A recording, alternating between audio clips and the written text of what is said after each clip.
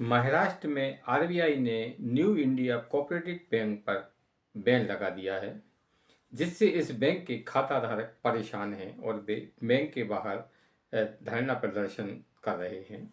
Bank के बाहर लंबी लंबी लाइनें लगी हुई हैं। लोगों को समझ में नहीं आ रहा है कि ये उनका जमा पैसा अब उनको कैसे मिलेगा। आरबीआई ने न्यू इंडिया कोऑपरेटिव बैंक में लेन देन पर पूरी तरह से प्रतिबंध लगा दिया है। नमस्कार, संजय एक्सप्रेस न्यूज में मैं संजय शंकर गुप्ता आपका स्वागत करता हूं। चैनल को सब्सक्राइब कर बेल आइकन प्रेस करें, वीडियो को लाइक एवं शेयर अवश्य करें। आरबीआई ने न्यू इंडिया कोऑपरेटिव बैंक जो महाराष्ट्र के में स्थित है, यानी कि मुंबई वगैरह के में, वहां पर बैन लगा दिया है। आरबीआई ने इस बैंक में हुए घोटाले के बाद में बैन लगाया है।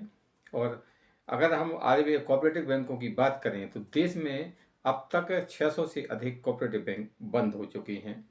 दरअसल कोऑपरेटिव बैंकों का संचालन है ना, सहकारिता के माध्यम से होता है। सहकारिता में ऐसा होता है कि काफ़ी लोग इकट्ठे हो जाते हैं और वे एक वो पूंजी इकट्ठी करते हैं, उसके बाद में एक बैंक की स्थापना करते हैं। और जो सहकारिता क्षेत्र से जुड़े हैं या अन्य उससे जुड़े हैं तो उनको लोन वगैरह देते हैं। छोटे उद्यमी कारोबारी हैं, उनको भी ये लोन वगैरह देते हैं। लेकिन ये कोऑपरेटिव बैंक अक्सर विवादों में रहते हैं, क्योंकि इनके जो संचालक मंडल है या इनके जो प्रमुख होते हैं वो अक्सर भ्रष्टाचार में लिप्त होते हैं। चाहे महाराष्ट्र में देख लें, गुजरात में देख लें, मध्य प्रदेश में देख लें, आखिर ये कोऑपरेटिव बैंकों का सबका यही हाल है। अब ये कोऑपरेटिव बैंक पर जो आरबीआई ने बैन लगाया है, इससे महाराष्ट्र के पूर्व मुख्यमंत्री शरद पवार बहुत टेंशन में आ गए हैं। ये कहना गलत नहीं होगा कि केंद्रीय गृह मंत्री अमित शाह ने शरद पवार के खजाने पर सर्जिकल स्ट्राइक कर दी है, क्योंकि जो कोऑपरेटिव बैंक महाराष्ट्र में हैं वो अधिकतर उनका संचालन शरद पवार से जुड़े लोग करते हैं और इन पर भ्रष्टाचार के गंभीर आरोप हैं। महाराष्ट्र में एक अभी काफ़ी बड़ा घोटाला हुआ है, ये कोऑपरेटिव बैंक वाला महाराष्ट्र स्टेट कोऑपरेटिव बैंक का घोटाला है, जिसकी जांच ईडी कर रही है। उसमें पवार परिवार के ऊपर आरोप लगे हैं। शरद पवार और अजीत पवार भी इस जांच के घेरे में हैं। इनके खिलाफ भी मामले दर्ज किए गए हैं।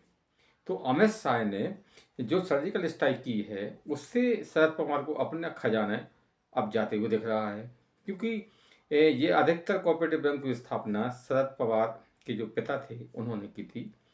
शरद पवार के पिता ने जो कोऑपरेटिव बैंक की स्थापना गन्ना किसानों के लिए की थी, ताकि गन्ना किसानों को लोन दिया जा सके और जो गन्ना किसानों की मदद किया जा सके। लेकिन बाद में ये कोऑपरेटिव बैंक भ्रष्ट हो गए और इन्होंने जो जैसे लोन दिया तो गन्ना किसानों की ज़मीनें वगैरह हड़प ली और ये कहा जाए कि एक किस्म से इन्होंने गन्ना किसानों का शोषण किया है।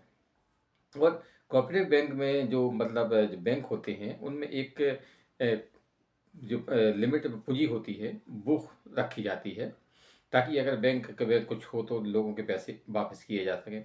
लेकिन जो न्यू इंडिया कोऑपरेटिव बैंक है, इसके पास में कोई भी पूंजी नहीं है, यानी कि जो निर्धारित से मापदंड रहे आरबीआई के हैं उसके अनुसार इसके पास में कोई भी जमा मतलब ये पूंजी नहीं है।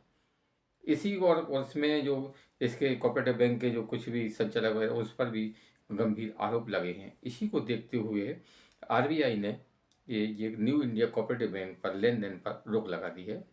हालांकि आरबीआई ने कहा है कि इसमें जिन लोगों का पैसा जमा है उनका पैसा लौटा दिया जाएगा, लेकिन फिलहाल तो अभी इसमें लेन देन बंद है और इससे शरद पवार टेंशन में तो हैं ही, लेकिन जिन लोगों का जो आम लोग हैं उनके पैसे इसमें फिलहाल फंस गए हैं और इससे ये जो यहाँ के खाता धारक हैं वो परेशान हैं।